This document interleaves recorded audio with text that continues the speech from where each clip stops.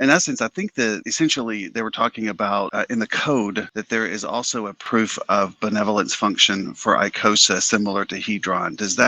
Am I understanding that? Are you familiar with what I'm talking about? Yeah, it's like a seed function, right? So if you wanted to seed the Icosa pool with Hedron, then you could. Like you could take 100 billion Hedron, and that would be the amount total that you want to spread across the next window that says how many days do you want to implement this. So if I wanted to implement it across 365 days, then it'll take that 500 billion Hedron that I had and give it out to the community in staking rewards at 1/365th every day, right? Or if I had it for 30 days, it would give the 500 billion Hedron as staking rewards in 1/30th of the amount per day until the 30th day came to fruition, and it gave it all out as rewards, kind of as a incentive to boost that APY, I suppose. Gotcha. And that's just increasing logic to the game to help bootstrap longevity. Exactly. Yeah, it's a good thing. I had a comment regarding wallets. Yesterday, you had mentioned wallet in the upcoming project from Richard Hart. And you or I or most of the users, maybe we've never used MetaMask to swap, but I understand they have really high fees. And then some weeks ago, I saw some figure, the dollar amount of these MetaMask fees were really, really large. So I think that may be part of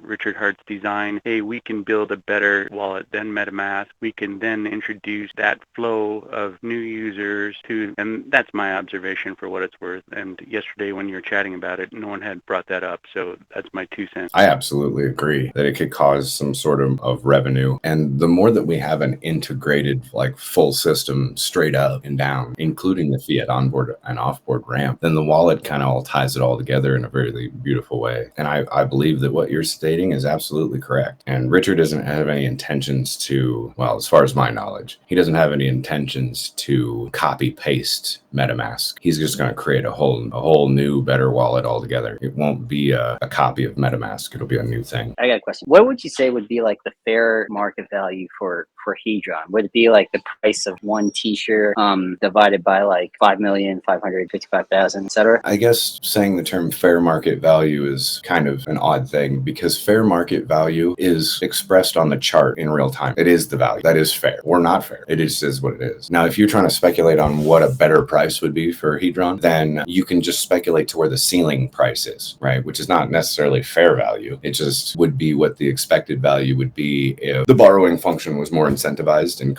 kept people to keep that price up there at that rate, which I think is like 3 zeros and a 1 or something, which would be quote unquote fair market value if the mechanics work the way that they're supposed to. Adding Icosa to it ratchets up that effect, in my opinion. When you're burning all that Hedron, and Hedron's being used as a currency to purchase those HSIs, then it's chances are that people are going to create a mental value for Hedron that's a hell of a lot higher than what it currently is, especially since there'll be such limited supply at that point. I mean, think about it. There's only 1 trillion, maybe a little bit more. I'm just going to make it even numbers, but it's somewhere around there. 1 trillion Hedron available on all of Uniswap across all pairs. So if there's going to be 6 trillion of it potentially that's burned, that's anywhere between 1 and 14% of the supply. And that's just through one cycle. There's potentially 4 90-day cycles within the fiscal year. So, I mean, that could be... It's never ending. It's never ending. Once the first one starts, it's game on every day. Yeah, but it kind of depends on when people actually return those HSIs that they won back into the buyback function. So it may not be like a big old... Oh, I see what you're saying. Yeah, it makes that out to a longer duration of period where you're going to have heightened rewards for the stakers because people just kind of fed them back in as price went to this premium, right? And they're like, oh shit, I can get more Icosa right now. Oh my God, I bought all those HSIs in liquidation. But turn these, get some more Icosa for it and keep this process going, right? Some of the yield that you get within that 90 days, you could turn it into more hex, maybe make another HSI. Maybe, you know, people who weren't in the liquidations are going to be ones that are going to be more incentivized to maybe do that and see that arbitrage moment to do that. And then the other people that had already done it that are in the liquidations that are saving, then buying their Hedron, the limited amount available for you to purchase is going to cause for price to go up. There's going to be less of a reason for you to sell it on market when you can just go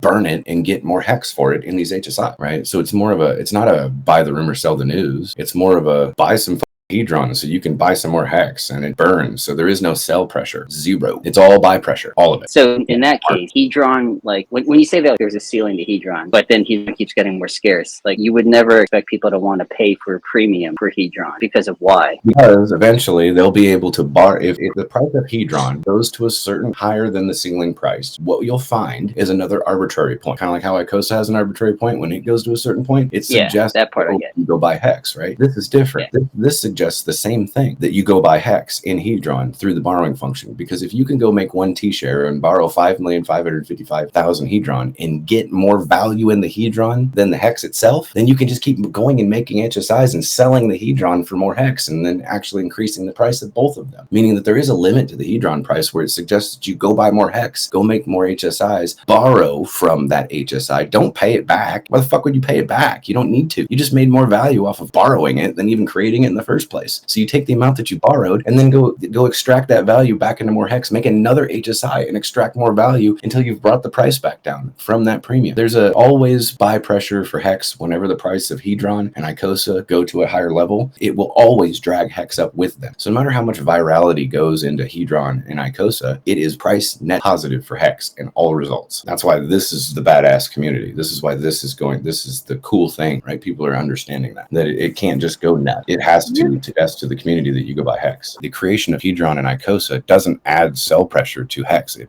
adds buy pressure to it. So that's good. So through the longevity of hex and us being able to add more to the community of Icosa and Hedronians is inevitably going to bring more hexagons regardless. Like I've already seen it from day one in Hedron. When the value of Hedron for the amount of borrowed is higher than the amount of hex that you got to make the HSI in the first place, then you don't have to pay it back. You already made more money by borrowing the amount of Hedron out of it than you even spent on the hex to make it in the first place. So you could just go make another one and then borrow more Hedron from it again. So it's increasing your stack, right? So if I spend $100 on hex and then I can go get $200 worth of Hedron from it and then not pay it back because now I have $200, like liquid loans type deal, right? And then I go buy $200 worth of hex and then I make an HSI with $200 worth of hex and then I can get $400 worth of Hedron from it in the borrow because it's overpriced. That's the ceiling. It's going to bring the price down potentially, right? If that's what I'm doing, I can just keep doing that and keep doing it and keep doing it and keep doing it as long as the price of Hedron suggests that I can get more Hedron from the borrow than I ever put in the amount of hex that I spent in the end result. And I'll never pay back any of those. They'll just go straight into liquidations. I don't even give a shit. I already made my money off extracting it right away with the Hedron and then sold the Hedron down into hex, pumping the hex price up and bringing the Hedron price down, bringing them more closer together in the pair, right?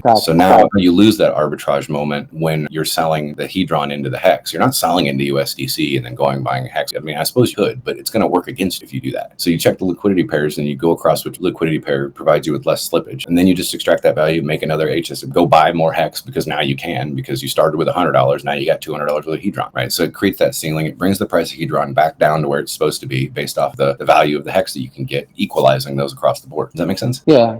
So what you're saying is you're letting your 15-year HSI go into liquidation. So you're not really even harvesting your yield from the hex. You're going to lose it to the liquidation market is what you're saying, because the price of you're counting on the price of Hedron being so high that arbitrage is you're going to go buy more hex, make a new HSI, get more Hedron. So you're not really even worrying about the yield on your hex then. Nope. You're not even worried about cashing in or taking any yield from that stake. You're just letting it go to the liquidation market. Yep, because you're just extracting the value out of the Hedron. For every one T-share, you can get 5,555,000 Hedron. Well, if the price of Hedron suggests that, okay, so right now at today's costs, that it would take about 8,000 hex to be able to make a one T-share stake at 5,555, it's about $375. Well, imagine the day that you go borrow the 5,555,000 worth of Hedron from it, and it's worth $600, not $375. Now you can go double your stack because of that price change, that arbitrage moment, right? You can double your stack in hex and then make another HSI, which is now going to give you, I don't know, 2 or 3 T-shares worth. So now you got 15 million Hedron coming to you that you just borrow from the next HSI. Don't pay it back because that's all money. That's all Hedron. Go buy more hex. Now you go from 8,000 to 16,000 to 24,000 to whatever until all of a sudden you've extracted the value and you no longer find an advantageous position in being able to do that because the Hedron price has now come down because of the result of you doing that arbitrary action. That really has nothing to do with the good accounting function, really, honestly. The good accounting thing was a different, longer play with using it like a credit card after the 15 years if you wanted to. It is a very unique chart, though. You have to admit that. I mean, I've never really seen anything like that except stablecoins.